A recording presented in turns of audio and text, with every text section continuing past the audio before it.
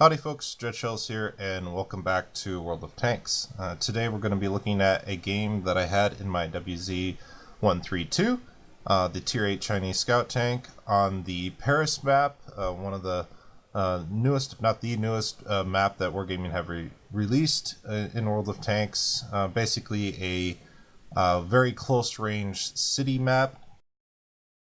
Now, recently I received a comment from someone on one of my videos about how all the games that I was showing on open maps was kind of getting really repetitive and boring because, you know, of course, scouts can do well on those kinds of maps, and that they would like to see more gameplay on city maps, which is ironic because I actually released 4 or 5 videos on city type maps just before he posted that. So not normally do I make a video in direct response to a troll comment like that, but I'm kind of making an exception in this case because I had this game like a day or two right after he posted that, or maybe not too long after he posted that. So just a quick few thoughts on that before we get into the game here.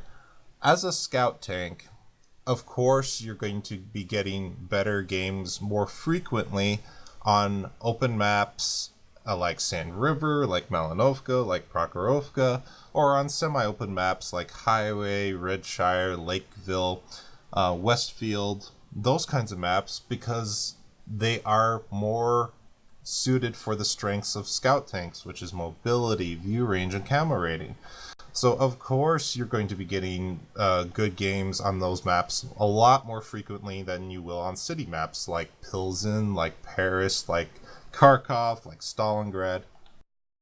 So that's to be expected. It's kind of like saying when you feature a lot of heavy tank gameplay on city maps or on corridor maps like Windstorm or on Tundra or whatever, and then someone would say, well, show me a game on Prokhorovka when there's, you know, 3 arty or 4 arty on the enemy team when you're playing a heavy, and then I'll pay attention, you know, or whatever. It's just a self-defeating comment, I think. But anyway, we here are in a tier 10 game, so it's a pretty tough matchup, although there isn't a whole lot of tier 10s. It's mostly a tier 8 game with a couple of tier 9s. Actually, all their tier 9s are already, which is kind of funny.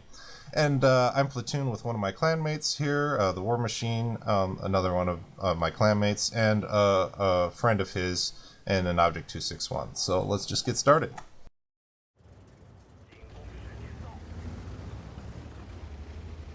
So normally what I've actually been doing on Paris, I'll pause the game here because this isn't actually what I do in this game, and I'll go into free cam here. What I've been doing at the start of the game from either spawn actually is I drive up here to this corner here, which is kind of if you look at the mini map, it's in the E7 area, and of course on the opposing side it's on the like E3 E4 area. And what you can do from this position is you can get spots down both of these diagonal streets here if you look at the mini-map, and you can spot the southern dispersion of the enemy team as they go into the south brawling area where this bridge here is in K5 and K6 area. And I've been getting better luck with getting, you know, safer spots by kind of hugging this wall and trying to keep your distance, remember, right? Because Paris is a really small map, so try to keep your distance if possible. But getting close enough to where you can spot the southwest diagonal road, and you can look down these diagonal streets, and I've been getting some pretty productive spots. And I've been liking to do that more than going out here into the field, which is kind of weird. But I don't like Paris at all for a map for a scout tank. And that's mainly because if I go into further back here, and you look at the field area, you know, everyone says, well, the city area is, you know, the south is for brawling for heavies, and the north and the field area is for, you know, tanks with good vision and, you know, good gun handling and maybe not less armor, and the center area is kind of the intermediate area. And right? Completely wrong. This entire map is a close range brawling area, and that's mainly because this map is too small. It's too small and it needs to be made larger, in my opinion. This sniper position here and this sniper position here on the opposing teams, you know how small this map is? These sniper positions, quote unquote, right here and right here, if you look on the mini map, they're located in D8 and in D3, are so close to each other that they can actually spot each other without help from tanks that are sitting here in these B7 and then in B4 mounds here with the bushes on them. Now, yes, technically you can go to these mounds as a scout. You can go to these positions here and here if you want to be a little bit more aggressive. And yes, the closer that you get, the easier you cut through the camera rating, but also the distances from the spawn is so close that I think that it's so risky, and you can't progress anymore from here. If you try to move into here, into this mound area in A5 and A6, you'll just get wrecked before you get here, from this position here, from this position here, from tanks sitting back here and here and here. And it's a lot like Siegfried Line in the fact that it's impossible to assault and incredibly easy to defend with regards to the field. With the field and Siegfried Line is very, very similar. And so once you get here, what are you going to do? I mean, you can't, if you get here alive, that is, you can't move up if the enemy team has any tanks here and here and here. They'll just get smoked before you move into the next line of cover, unless you're moving with, you know, a group of 4 or 5 tanks or whatever. So it's not a very good map for a scout. But anyway, rambling at the beginning here, and we're just going to keep going.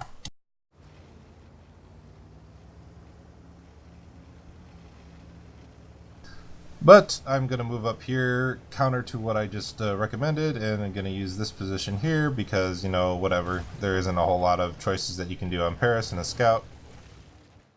Spot the CDC there, crossing early.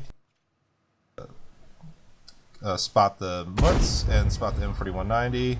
Decide to take the early shot there on the M4190 as he crosses, so he actually pays more in HP for taking that position. And I think our Scorpion hit him, or maybe our Object 252. And we spot the WZ-132, the Patriot, and the Batchat being really aggressive here. Now I'm going to pause the game here. Right now, I should be running away. Right now. I need to leave this mound that I'm currently on in the C7, B7 area. If the enemy team are being this aggressive in the field, and I can see that they have 1, 2, 3, 4, 5, 6 tanks here in the field that are spotted already, and there may be more that are unspotted. And I only have the Scorpion G here, and this Defender here, Object 252, and this Lorraine Arty to support me. That is not enough firepower to stop these tanks from assaulting us and advancing on us if they choose to do so. So I need to be running away right now. Remember, it's 14:05 on the clock timer. Let's see how long it takes me for me to realize that I need to run away. The quicker that you can recognize a dangerous situation and that you need to leave it or to relocate to a more advantageous position, the better that you will average out in performing in tanks. And now I notice that the Batchat is almost in range to spot me, and now I'm leaving. Look what time it is now. It's 13:44. It took me almost 20 seconds for me to decide that I needed to run away. Now that might not seem like a lot, but 15-20 seconds is a huge amount of time in deciding of how you need to position yourself. And as you can see here, I play with death here as I'm trying to run away and retreat because I decided way too long to run away. Luckily, the Scorpion G on the enemy team misses me. I'm zigging and I'm zagging here trying to make the Batchat on the enemy team miss me. He misses me twice, but he does land his 3rd shot there, and I'm amazingly still alive, dodging all those shells from the enemy and zigzagging, and I was luckily able to avoid 3 enemy shells. I was about to run away and I realized that my platoon mate in the Object 261 probably needs a little help in relocating to probably the southeast side of the map, and so I decided to pull back and get behind him and give him a push here to help him get out of the bad situation easier here. Being the good platoon mate and all that. Unfortunately, he does take a shot of damage from the Patriot, I think, as he's getting out of here. And so now that he's out of line of fire from all directions, now I can peel off and he can move to wherever he wants to now. And now we're in a very, very defensive position. The enemy have a lot of map control. They have about, I would say about 60% map control or so.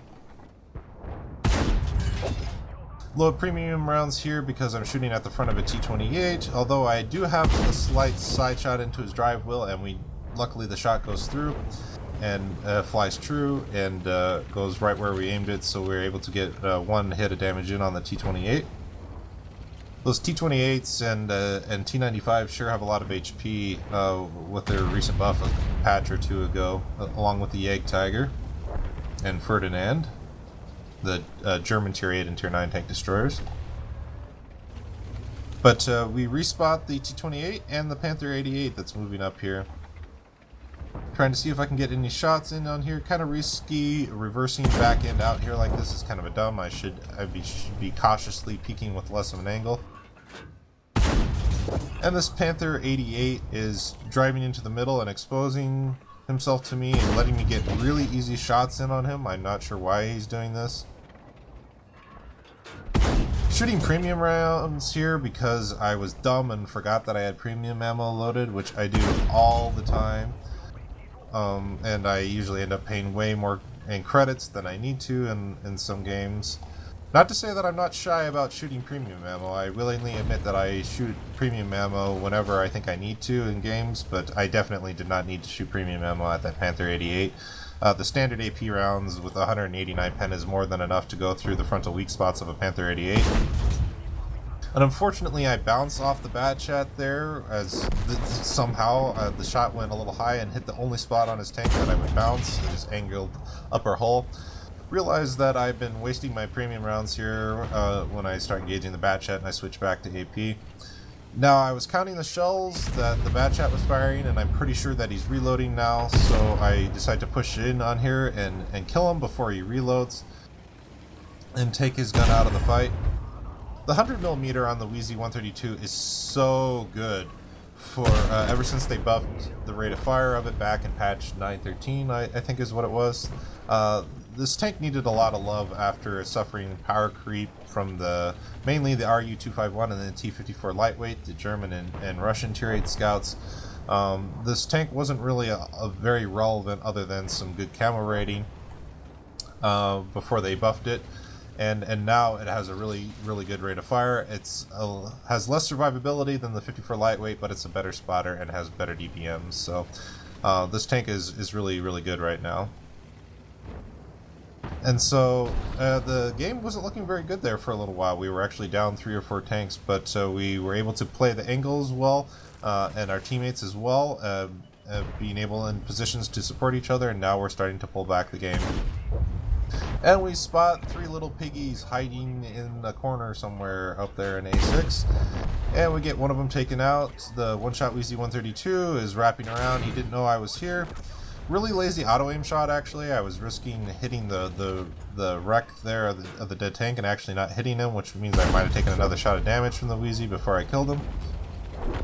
But luckily I hit him in spite of that. And we go for a really cheeky shot there on the Wotreplays. Just had a tiny sliver of a shot there on his turret, but luckily the shot flies true, goes center to reticle. A lot of the times your shots don't go to center of reticle, and they go in random places. But the shot went true, and we were able to secure the kill on him and the last kill of the game and win the game. So this game wasn't looking very good at all during the early and the middle part of the battle. We were getting charged out in the field and flanked. The enemy had a lot of map control. We were down several tanks, but we were able to pull back and retreat, luckily in time, despite my indecision and not retreating quickly enough. I waited far too long to run away out in the field, and it almost got me killed, and it should have gotten me killed, but luckily the enemy players' aim were off, and or RNG was off, or both, and I was able to get out of that bad situation at the beginning of the battle. And then I fell back and took shots of opportunity along these diagonal streets here, along the center of the map, and then help defend as I needed from flanking enemies. So it turned out to be a pretty decent game, considering that Paris is not a very good map for a scout tank. And once again, like I said at the start of the game, you will be getting good games or decent games or whatever far more often on open maps or semi-open maps than city maps in scout tanks, but it is still possible to have a good game on a city map if the dice and the dominoes fall the right way and your teammates are in good enough positions, and maybe they take the position initiative and push, which will allow you to flank in other positions. So it's very, very dependent usually on what your teammates do on city maps of what you can do. The roles are kind of reversed when you're playing on a city or a corridor map. Usually as a scout, you're the one used to being proactive and dictating the pace of the battle. On close range corridor and city maps, you have to sit back and wait for your teammates to be proactive and for them to take the initiative, because they have the armor, they have the hit points, and you can't really use your view range and camo rating and mobility very well on a city map. You have to let them bully, you have to let them push the tempo of the game, and react to what they're doing and what the enemy team is doing. So, hope you guys enjoyed watching this game in the WZ-132, the Tier 8 Chinese Scout Tank on the Paris map. Let me know what you guys think of this map, since this map has been out for a little while now, what you think of it. If you agree or disagree or have another opinion about what I said about this map, I think the map is too small and it should be made larger. I think the angles of this map are okay. The diagonals, this kind of spoke wheel design, if you see all these diagonal streets coming out from the center, I think the angles are okay. It's just the map needs to be made a lot bigger, and that way you have a little bit more room to maneuver. So let me know what you guys think about this map in the comments below. Thank you so much for watching, and take care.